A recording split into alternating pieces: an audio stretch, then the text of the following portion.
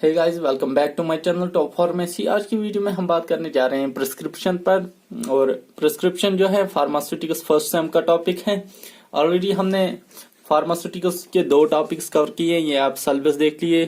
Doses form, history, background हमने किया है। आज 3rd टॉपिक है प्रिस्क्रिप्शन, इसी पे बात करेंगे। तो चलिए वीडियो को शुरू करते हैं। तो दोस्तों देखिए, प्रिस्क्रिप्शन क्या है। Prescription is a written order from a registered medicinal doctor to pharmacist to compounding and dispenses a specific medication for the patient.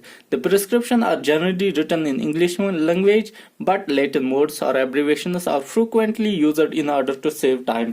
यानी कि ये जो प्रिस्क्रिप्शन होती है, ये कम्युनिकेशन होती है between A doctor and pharmacist. यानी कि पेशेंट के लिए कौन सी दवाई क्या कैसे करना है, सब कुछ एक जो कम्युनिकेशन है वो इस प्रिस्क्रिप्शन के थ्रू वो करते हैं।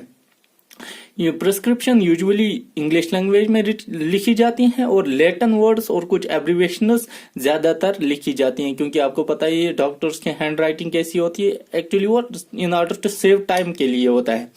तो इसके बाद है पार्ट्स ऑफ प्रिस्क्रिप्शन, यानी कि प्रिस्क्रिप्शन में क्या क्या पार्ट्स हैं। पहला जो है वो है डेट।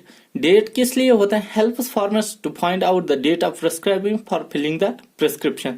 यानी कि डेट हमें दर्शाता है कि कब ये प्रिस्क्रिप्शन लिखी जाती है। एक और चीज के लिए भी डेट जरूरी है, जो कि कभी कभार किसी पेशेंट के लिए नार्कोटिक्स ड्रग्स या हैबिट फॉर्मिंग जो ड्रग्स होती हैं वो दी जाती हैं, तो उसको चेकआउट के लिए करने के लिए डेट एक दी जाती है, ताकि फार्मासिस्ट को पता चले कि किस डेट से कहां तक इसको ये ड्रग्स देनी है, मिसयूज के लिए ना हो, इसलिए डेट दी जाती है।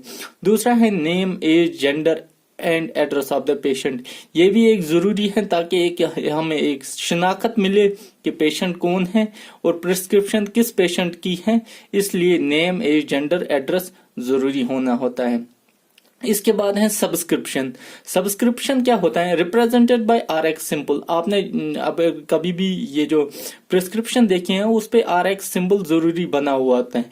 RX सिंबल एक लैटिन वर्ड है जिसका मतलब है यू टेक, यानी कि आपको लेनी है, यानी कि ये दवाइयों के बारे में है।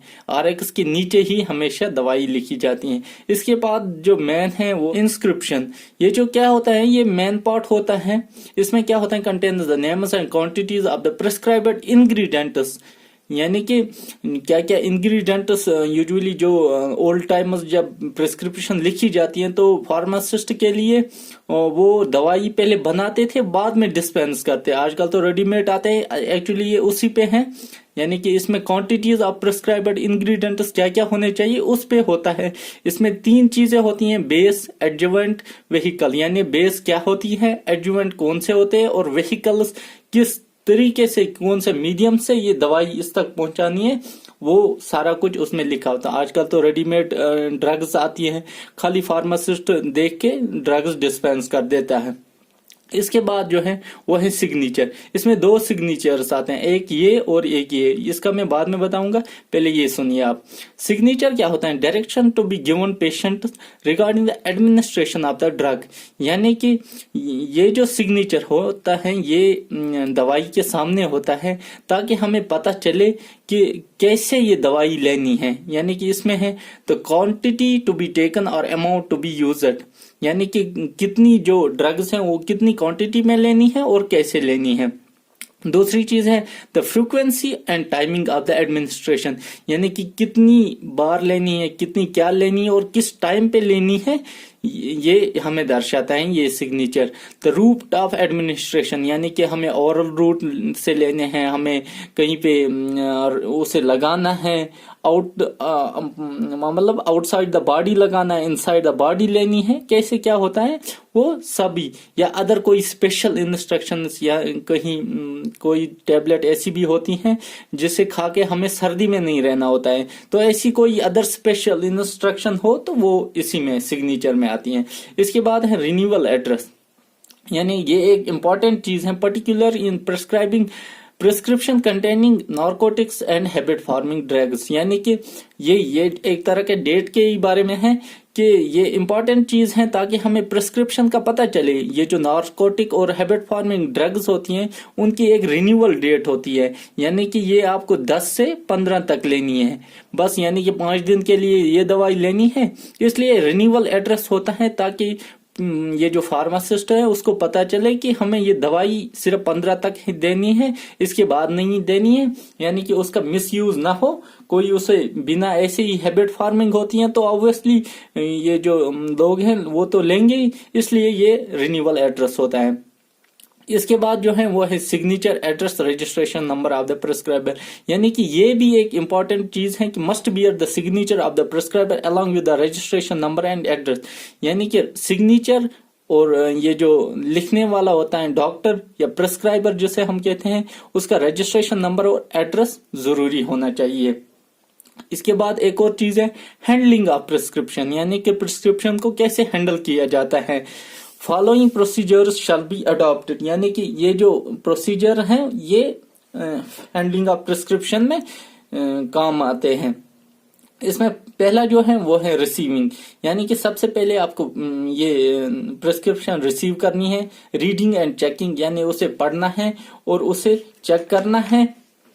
Collecting and weighing the material, जैसे मैंने बोला ओल्ड टाइम्स में ये रेडीमेड दवाइयां नहीं थी तो तब फार्मासिस्ट को पहले दवाइयां बनानी पड़ती थी, तब ये है collecting and weighing the material.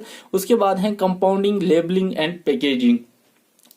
अगर हम अब बात करें पहले रिसीविंग की, upon receiving the prescription pharmacist should not change his facial expressions, यानी कि जब भी कोई प्रिस्क्रिप्शन आप लो तो अगर कहीं पे आपको समझ नहीं आई या कोई ड्रग आपको लगे कि ये इस पेशेंट के लिए कैसे है, तो आपको फेशियल एक्सप्रेशन से नहीं दर्शाना कि आप चौंक गए हो और कुछ, जैसे कि पेशेंट डर जाए कि ये क्यों चौंक गया है। तो दूसरी बात है रीडिंग एंड चेकिंग, इसमें यह है check it in a proper format, prescription should be screened behind the counter. In case of any doubt, the pharmacist should consult the other pharmacist और प्रिस्क्राइबर, यानी कि रीडिंग और चेकिंग हमेशा behind the counter होने चाहिए, यानी कि पीछे होनी चाहिए, पेशेंट के सामने नहीं होनी चाहिए, ताकि अगर कोई भी ये जो डाउट हो वो फार्मासिस्ट किसी और कंसल्टेंस फार्मासिस्ट या सीधे प्रिस्क्राइबर से पूछे, लेकिन उसमें पेशेंट को नहीं पता चलना चाहिए।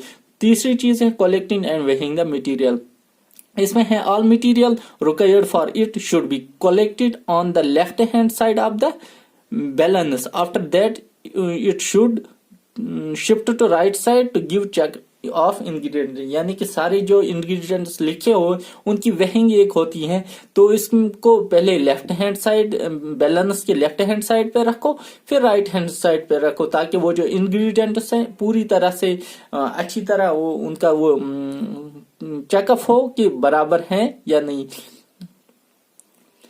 इसके बाद है चौथा जो है compounding, labelling and packaging should be carried out in a neat place, यानी कि साफ जगह पे ये करना चाहिए। इक्विपमेंट क्लीनड, और ये जो इसमें सारी जो इक्विपमेंट्स लगती हैं वो क्लीन होनी चाहिए। अच्छा, and only one prescription should be compounded at once, यानी कि एक टाइम पे एक ही प्रिस्क्रिप्शन पे काम होना चाहिए, चाहे वो collecting, weighing, compounding, labelling, packaging तक सारा कुछ जो है एक टाइम में एक ही प्रिस्क्रिप्शन पे होना चाहिए। Should be filled in suitable container, यानी कि एक अच्छे कंटेनर में जिसमें ड्रग सेफ रहे उसमें ही ये होनी चाहिए।